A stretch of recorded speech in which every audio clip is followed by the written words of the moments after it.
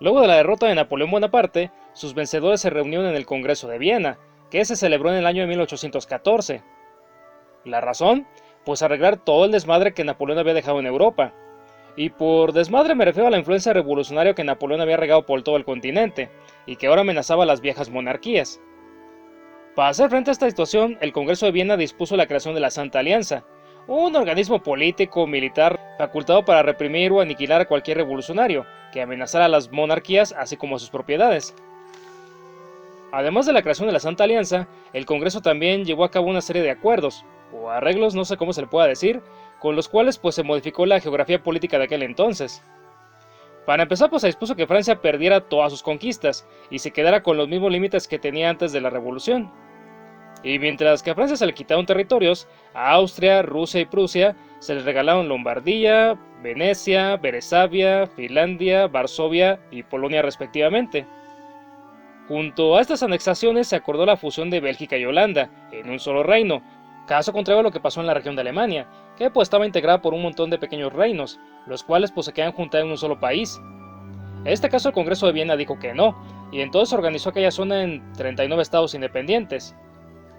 Y algo parecido pasó en la región de Italia, que pues también estaba dividida en pequeños reinos, los cuales pues se quedan unificados en una sola nación. Pero pues entre que Austria había recibido propiedades ahí, y que al Papa se le habían regresado sus estados pontificios, pues la cosa no prosperó. Y por último se restableció la monarquía en Francia, sentando en el trono a Luis XVIII. Y este Luis pues en un inicio quiso mantener una política de equilibrio, sin cargarse ni tan para el lado de los monarquistas, amantes del viejo orden, ni tan para el lado de los revolucionarios, que pues eran enemigos de estos. Pura estrategia, ya que Luis XVIII quería evitar la lucha violenta entre las dos facciones. Sin embargo, pues al final Luis le tuvo miedo a los revolucionarios, por lo que se cargó más para el lado de los monarquistas. Posteriormente Luis XVIII se murió, en el año 1829. ¿De qué? Pues veto a saber si de sífilis o de sida. El caso es que pues se murió, y fue sucedido en el trono por su hermano, el conde de Artois, que fue coronado con el nombre de Carlos X. Y este tipo, al igual que su carnal, se tiró para el lado de los monarquistas, lo que pues le ganó la enemistad de los sectores revolucionarios que buscaban establecer el liberalismo. Y esta situación eventualmente desembocó en la Revolución de 1830, o la Revolución de Julio, porque pues ocurrió durante este mes. En dicha revolución Carlos X se peló de Francia, no fue así que lo fueran a pasar por la guillotina, y en su lugar ocupó el trono un pariente suyo, el duque de Orleans, quien ya como rey se llamó Luis Felipe I, porque a los franceses, cómo les mama el nombre de Luis, casi tanto como a los españoles le chifla el de Felipe. Y bueno, pues aquí tenemos una combinación de ambos. Del mismo modo que la Revolución Francesa de finales del siglo XVIII, la de 1830 influyó en el ánimo de toda Europa, inspirando rebeliones de tipo nacionalista por parte de Bélgica y Polonia, así como fincando el terreno para las unificaciones de Alemania y de Italia.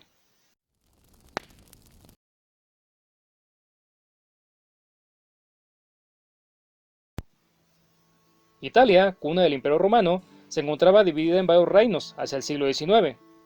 Ándale, igual que España durante el siglo XV.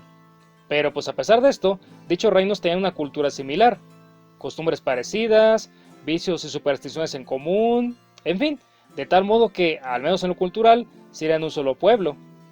Aunque pues no se quisieron quedar ahí. Ya tenemos las mismas creencias y vivimos unos al lado de otros, pues vamos a juntarnos también en lo político, ¿no? Ahí seríamos un solo país, y pues quién sabe, a lo mejor una de esas seríamos tan fuertes como el Imperio Romano. Sin embargo, el Congreso de Viena le dio al traste a cualquier posible intento de unificación, ya que pues se le regaló a Austria territorios en el norte de Italia.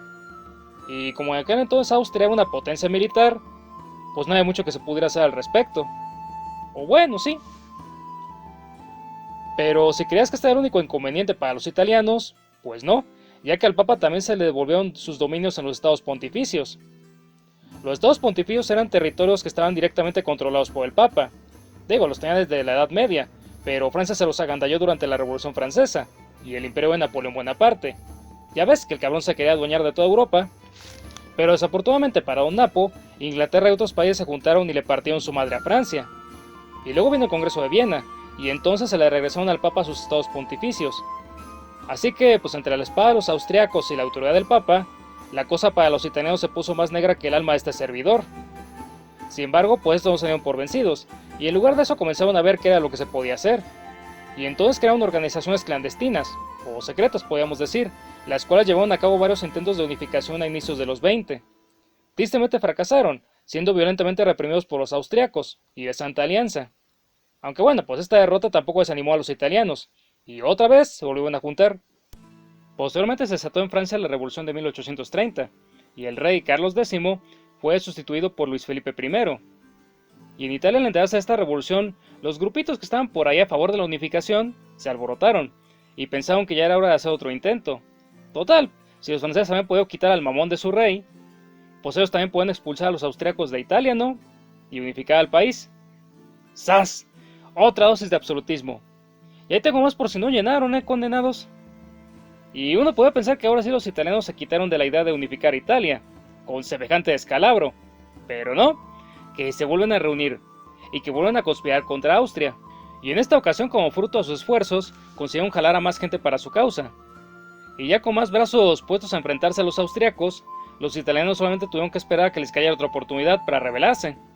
Oportunidad que llegó en el año de 1848, año en el que los franceses volvieron a expulsar a su rey, que recordamos era Luis Felipe I. ¿Qué? ¿Otra vez?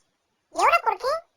Pues podemos decir porque estaban inconformes con su política, aunque pues la verdadera razón fue porque unos militares se les ocurrió abrir fuego contra unos manifestantes, cuando estos querían tomar una calle. La gente se indignó y pues se alzaron contra el rey. ¿Sabes qué es lo más triste de todo? Que el rey en ningún momento les autorizó a que abrieran fuego, o sea que pues los soldados actuaron por su cuenta. Pero en fin, Luis Felipe huyó de Francia, y se restauró la república. Y en Austria, que prácticamente queda al lado, los súbditos del emperador también se le pusieron al brinco. ¿Por latosos? No, pues para exigirle más derechos y libertades. ¿Qué pasó? El primer ministro fue destituido, mientras que un grupo de funcionarios reales obligó al emperador a abdicar en favor de su sobrino, Francisco José. Que pues realmente sea el plan desde que tomó el trono. Digo, el tipo estaba disfuncional de su cabeza y pues lo querían sustituir. Nada más estaba esperando que su sobrino pues llegara a la mayoría de edad. Y entonces el nuevo emperador pues se quedó con la obligación de calmar las aguas. Obviamente que toda esta conmoción pues mermó el poder ofensivo de Austria. No mucho, lo necesario para que los italianos vieran otra oportunidad para poderla expulsar de Italia. Entonces se desató la guerra, con voluntarios de todas partes de Italia, y liderada por el rey de Piamonte. Piamonte es uno de los reinos que estaban todos en Italia, Digo, yo no lo sabía tampoco antes de hacer este video, pero bueno. Ah, no, espérate, que también quisieron meter al Papa en sus asuntos, para que les echara la mano. Pero por su santidad, que en aquel entonces era Pío IX, les dijo: no manches, Austria es una nación católica. A ver, ¿cómo voy a ver yo, que soy la máxima autoridad de la iglesia católica, atacando a un país católico? No, están locos, váyanse a la goma. Así que sin el apoyo de su santidad, los italianos trabaron combate contra los austriacos. ¿Y los derrotaron? Pues no. Digo, es cierto que los austriacos no andaban al 100 y que pues, los italianos traían más gente, pero bien desorganizados. Casi los caballos iban arriba de los jinetes. Y esto, pues unido a que el comandante de los austriacos tenía más experiencia, pues les partieron la madre. Entraron los austriacos y pues acabaron con cuantos revolucionarios se encontraron. Y acto seguido, pues impuso condiciones más severas a sus posesiones en Italia y pues al resto de la península, por conflictivos. Y a partir de ese momento, todo movimiento unificador se deprimió bastante. No sé si por el hecho de sufrir una derrota o porque ya era la tercera, pero bueno, mucha gente salió de este. Y otros se resignaron, y de seguro no faltó por ahí quien les mentó su madre y se pasó para el lado de los austriacos. Muy pocos se quedaron realmente, pocos en comparación porque pues aún así seguían siendo miles. Y de los miles, pues la mayor cantidad se encontraba en Piamonte, reino que había encabezado la revolución, y reino donde por cierto el rey había abdicado tras perder con los austriacos. ¿Por vergüenza? Pues sepa la bola, pero pues el chiste es que en su lugar se quedó su hijo, Víctor Manuel II. Y bueno, durante un tiempo Piamonte pues funcionó como principal foco revolucionario, mientras que en el resto de Europa pues la vida siguió. En Austria, Francisco José logró restabilizar la situación, y en Francia, Luis Bonaparte, sí, sobrino del otro Bonaparte, fue presidente, y después se quiso reelegir. No lo dejaron, y el cabrón pues dio un golpe de estado para proclamarse emperador, bajo el nombre de Napoleón III. Si eres de México, ojo con este cuate, créeme, yo sé lo que te digo. Y en este punto yo creo que te estabas preguntando, bueno, ¿y entonces cómo carajo se unificó Italia? ¿Qué vino el padrino y le dio de balados a los austriacos o qué? No, habría estado bien épico, pero no. La unificación de Italia fue posible gracias a la labor de dos hombres, Víctor Manuel II, el nuevo rey de Piamonte, y de su primer ministro, Camilo de Cambur. Estos dos sujetos hicieron lo que nadie había podido hasta ese momento. Hicieron magia. ¿Ah, no me crees? Después de la guerra contra los austriacos, el potencial bélico de Italia quedó por los suelos. Vaya, no estaban en condiciones de ganarle a nadie, y sin embargo le ganaron a Austria. Y no una, sino dos veces, y los corrieron definitivamente de la península. ¿Cómo lo hicieron? Pues peleando, pero no contra Austria, sino contra Rusia, y en una guerra pues que ni le iba ni le venía a Italia. Dicen por ahí las malas lenguas que en aquel entonces Rusia traía una política expansionista, parecida a la de Estados Unidos, o sea que pues crecía para todas direcciones, y a costa de quien se dejara. Francia e Inglaterra vieron esta situación y dijeron: Oye, así como va, se va a terminar apoderando de toda Europa. No, hay que hacerlo ahorita que podemos. y entonces se armó la guerra, Inglaterra y Francia contra Rusia, y por ahí también se metió Piamonte, a pelear del lado de los franceses, pero no porque les preocupaba a Rusia, sino por estrategia. Camilo de Cambur se dio cuenta de que por sí solos los italianos jamás podían vencer a los austriacos. Necesitaban aliarse con alguien más para que les echara la mano. ¿Pero quién? Los demás países seguramente tendrían sus propios problemas como para preocuparse por los de alguien más. Oye, ¿y si en vez de pedir ayuda la brindamos primero? Digo, a veces sería más fácil que nos apoyaran cuando necesitamos un favor, ¿no? Ya fuera pues, si no por gusto, pues por obligación al menos, ¿no? ¿Y a quién ayudamos? Ah, pues fíjate que escuché por ahí que Francia e Inglaterra se van a pelear contra Rusia. Y así, Piamonte envió tropas para que ayudaran en la guerra contra Rusia. Al final, pues Rusia perdió, y Napoleón III en agradecimiento aceptó aliarse con Piamonte para, ahora sí, pelear contra los austriacos, en el año de 1859. Y esta vez, por primera vez en la vida, los austriacos perdieron, siendo obligados a ceder el territorio de Lombardía, que pues se lo quedó Piamonte. Ah, bueno, y también recibió las regiones italianas de La Parma, Modena, la Toscana y Romaña, también como cortesía de su alianza con Francia. Y luego los italianos, otra vez liderados por Piamonte, volvieron a pelear contra los austriacos. ¿Solos? No, ni Dios quiera. Aliados con Prusia, que en aquel entonces también traía pleito contra los austriacos. Prusia le declaró la guerra a Austria y pues Italia dijo: de aquí soy, vámonos todos contra Austria. A lo mejor te da un poco de risa porque pues en esta ocasión Austria volvió a partir de su madre a Italia. ¡Malditos austriacos! Ahora sí les vamos a dar piso, condenados. ¡Cállese! Y pues que me los manda a la lona otra vez. Sin embargo, mientras Austria se da vuelo contra Italia, Prusia pues le llegó por la espalda. Y ¡zas! Ahí quedó Austria. Bueno, ok, a lo mejor eso no pasó exactamente así, pero pues de que perdió Austria, perdió Austria. Y de que pues destrozaron a los italianos, también eso es cierto, no me lo estoy inventando. Y ahora, al fin, Austria pues cedió el territorio de Venecia y se salió completamente de Italia, en el año 1866. Solamente faltaba un detallito chiquitito para poder unificar toda Italia: el Papa de sus estados pontificios. Pero bueno, también había un problema chiquitito. Napoleón III había jurado proteger al Papa y a sus estados pontificios, y es más, obligó a Víctor Manuel a que hiciera lo mismo. Así que pues, Piamonte no podía llegar así nada más y hacerse la de pleito al Papa. Imagínate, se hubiera echado a Francia encima. Pero pues entonces Víctor Manuel dijo: ok, no voy a atacar al Papa. En lugar de eso, pues me voy a esperar a que haya una revolución o una guerra. En fin, algo que distraiga a Francia. Y una vez que esté distraída, entonces sí, me voy a apoderar del Papa y de sus estados pontificios. Y posteriormente, en el año 1870, estalló la guerra entre Francia y Prusia. Y Víctor Manuel dijo: ahora o nunca. Y entonces fue con su santidad, y después de un par de cañonazos, pues este se rindió. Posteriormente, en el año de 1871, Víctor Manuel entró en Roma y la convirtió en la capital de Italia. Y el pelado en cuestión pues también se convirtió en el rey de Italia. Ah, pero espérate, no vayas a pensar que Víctor Manuel despojó al Papa y lo dejó en la calle así nada más. No, ya que a la par de su triunfo también creó la ley de garantías, según la cual pues le otorgaba al Papa pues los palacios del Vaticano y de Letrán, además de la villa de Castel Gandolfo. Y bueno, pues prometía también no intervenir para nada en los asuntos eclesiásticos. Obvio, el Papa y el clero pues no se quedaron conformes. Y es más, a Víctor Manuel y a los reyes que le sucedieron pues no los bajaron de usurpadores. No fue sino hasta que llegó Mussolini que la situación comenzó a cambiar, pero bueno. Y así fue como Italia pasó de ser de una aglomeración de pequeños reinos a la nación que todos conocemos hoy en día.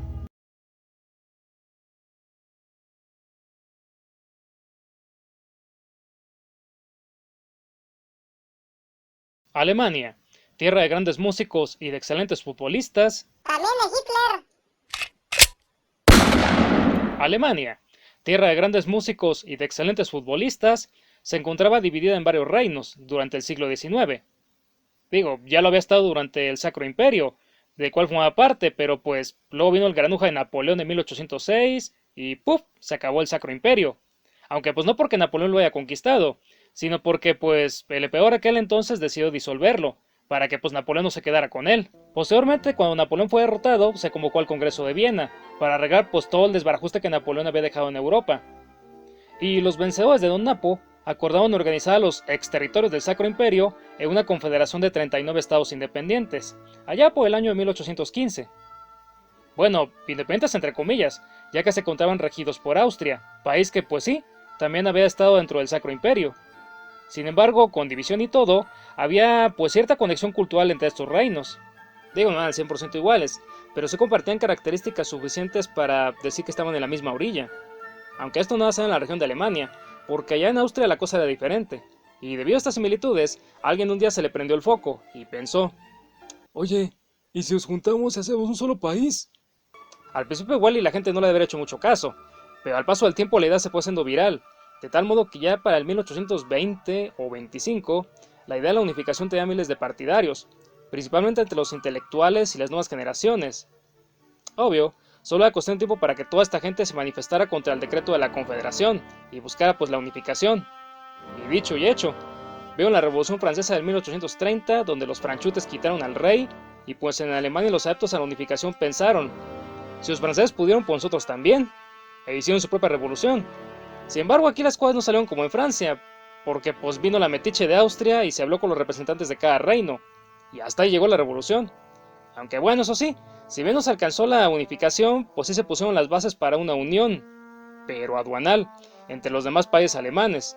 Dicha unión se concretó en el 1833, acabando con decenas de barreras aduanales que había en Alemania, y que pues nada más le echaban mosca a la economía de aquella región. Ojo, que no todos los países de la Confederación participaron en este acuerdo, ya que hubo por ahí 4 o 5 que se quedaron fuera, entre ellos Austria. ¿Cómo que Austria? Pues que no era la que reinaba en aquella parte del mundo. Bueno, eso era lo que decía el Congreso de Viena, pero en realidad había por ahí otro país que le andaba disputando su hegemonía a Austria. Ponle una P a Rusia, ¿y qué dice? Prusia. Sí, Prusia, país que por cierto también había formado parte del Sacro Imperio, y país que pues también había recibido territorios durante el Congreso de Viena. Bueno, pues fue Prusia la que propuso la idea de la unión aduanal, y es más, se propuso como centro de esta. Austria pues sabía que eso no le convenía, e intentó bloquear la iniciativa, pero pues al final se la peló porque pues el bloqueo no prosiguió, y Prusia se anotó su primera victoria frente a Austria. Y gracias a la supresión de aranceles, la economía de Prusia pues se desarrolló bastante durante este periodo. Pero deja tú los aranceles, los condenados ya le habían entrado a la industrialización y al liberalismo económico en años anteriores, por lo que su economía ya iba bastante encaminada. Ah, por cierto, liberalismo económico es una corriente económica que minimiza la intervención del Estado en la economía, permitiendo la aparición de hombres de negocios, o burgueses vamos a decir, que pues van dirigiendo la economía, sin interferencia del gobierno. Y esto mismo pasó en Prusia. Aparecieron los burgueses, y estos tuvieron las manos libres para desarrollar la industria y la infraestructura de aquel país. Y en Austria, que prácticamente queda al lado, pues no había tanto desarrollo industrial, pero sí una aristocracia bastante tosuda, que frenaba todas las iniciativas que iba teniendo la burguesía austriaca. En resumen, Prusia andaba económicamente mejor que Austria, y seguramente no tardaría en estarlo también en el terreno militar. O sea que, pues sí, eventualmente la desplazaría como el país rector de la Confederación. Y esto no lo digo nada más por cómo venía evolucionando Prusia, sino porque pues ciertamente había una rivalidad de Prusia hacia Austria.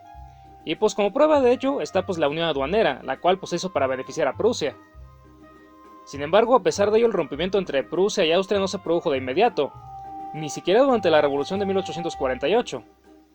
Sí, pues es que ese año de vuelta los franceses volvieron a tener otra revolución, y esta se argó para Alemania, y pues ahí pudo haber aprovechado a Prusia para pues emprender acciones contra Austria.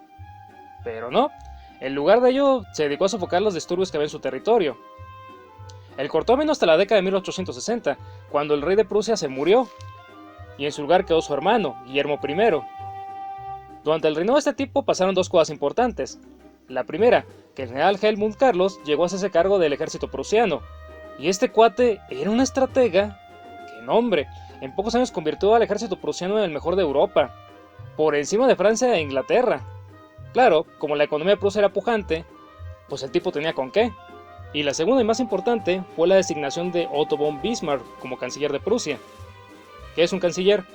Pues un cargo parecido al de primer ministro. ¿Y qué hizo ese señor? Pues fue el que tomó la iniciativa de llevar a cabo la unificación de todos los países alemanes en una sola nación, excluyendo a Austria, desde luego. Ahora vas a decir, pero ¿y todos los que ya querían la unidad desde antes? Ok, Bismarck no fue el primero en plantearse la idea de la unificación de Alemania, pero sí fue el primer funcionario de peso en hacerla parte de su política. Y todo ello siempre en favor de Prusia, porque pues era ella la que encabezaba a los demás países para unificarlos, pues era luego que era la que se iba a llevar los mayores beneficios, cosa que al final pasó porque pues el rey de Prusia se terminó convirtiendo en el emperador de Alemania, cuando ésta se unificó. Pero pues no nos adelantemos, que pues antes de eso Bismarck tuvo que emprender toda una campaña militar y política para llegar hasta ese punto. Primero que nada se habló con Helmut para comunicarle sus planes y solicitar su apoyo. Este aceptó y entonces lo respaldó en las guerras de unificación, 3 conflictos bélicos que sostuvo Prusia contra otros países europeos, y al final los cuales logró unificar a toda la región alemana. Primero contra Dinamarca, en el 1864. ¿Por qué? Pues por unos territorios que le pertenecían, pero que al mismo tiempo formaban parte de la Confederación Alemana. Dinamarca quiso que estos dependieran más de ella y pues Prusia y Austria se inconformaron y pues le mandaron tropas a Dinamarca. Esta se rindió y dichos territorios pasaron a poder de Prusia y Austria. Y la segunda, pues contra Austria, en 1866. Y esta pues para decidir quién era el que se quedaba con el control de la Confederación. Para esta guerra Bismarck hizo 2 movimientos. Primero que nada se aseguró de la neutralidad de Napoleón, para que Francia pues se hiciera de la vista gorda y no interfiriera. Y número 2, pactó una alianza con Italia, prometió Venecia al rey Víctor Manuel, en caso de que se alcanzara la victoria. Al final esta alianza resultó, ya que pues si bien los austríacos aplastaron a los italianos, Prusia al final los derrotó. Y entonces como resultado de esta derrota, Prusia disolvió la antigua Confederación Alemana, y formó otra, ya sin Austria, y con ella la cabeza de todos los demás países. Bueno, y también le quitó el territorio de Venecia, y se lo dio a los italianos, tal cual había prometido. Y el último episodio de esta cruzada fue contra la Francia de Napoleón III, en 1870. Y en esta ocasión fue porque el trono español estaba vacante, y el primo del rey de Prusia, o sea de Guillermo I, se postuló para este cargo. Napoleón III se inconformó y pues le reclamó a Prusia. Entonces el primo quitó su candidatura, pero Napoleón no se quedó a gusto, y le exigió al rey de Prusia que firmara por escrito que ningún otro príncipe prusiano se iba a postular para este cargo. Guillermo I se negó, y pues Napoleón le declaró la guerra a Prusia. Pero, oh sorpresa, esto era exactamente lo que Prusia quería, y por eso pues había armado todo el numerito de postularse al trono español, para provocar a Napoleón y que éste entrara en su juego. Y el cuate cayó redondito, aunque no por pendejez, sino por miedo. Ya desde que vio que Prusia se había descabechado a Austria, pues pensó, ¡ay güey! Estos cabrones también me pueden partir la madre a mí. Y acto seguido ordenó que todo su ejército regresase a Europa. Si es que pues en aquel entonces Napoleón III andaba queriendo meter su cuchara en México, y para eso tenía todo el ejército francés en aquel lado. Y bueno, pues una vez que el ejército francés regresó a Francia, Napoleón se alistó para un posible ataque de Prusia. Y entonces cuando el primo de Guillermo I se postuló para el trono español, pues al cabrón se le figuró que lo querían arrinconar, y por eso explotó. Al final de esta guerra Francia perdió, teniendo que ceder los territorios de Alsacia y Lorena, que bueno, pues a pesar de que pertenecían a Francia, pues también eran de cultura alemana. Bueno, y también tuvo que desembolsar una fuerte cantidad de dinero, como indemnización para Prusia. Finalmente, en 1871, Guillermo I fue proclamado en París emperador del Imperio Alemán, el cual pues fue la primera versión de la Alemania que todos conocemos. Y gracias a su triunfo sobre Francia, dicho cargo también fue reconocido y respetado por los demás países europeos. Y así fue como nació Alemania, nación que pues vino al mundo en una época de cambios sin precedentes, siendo ella misma pues uno de estos cambios.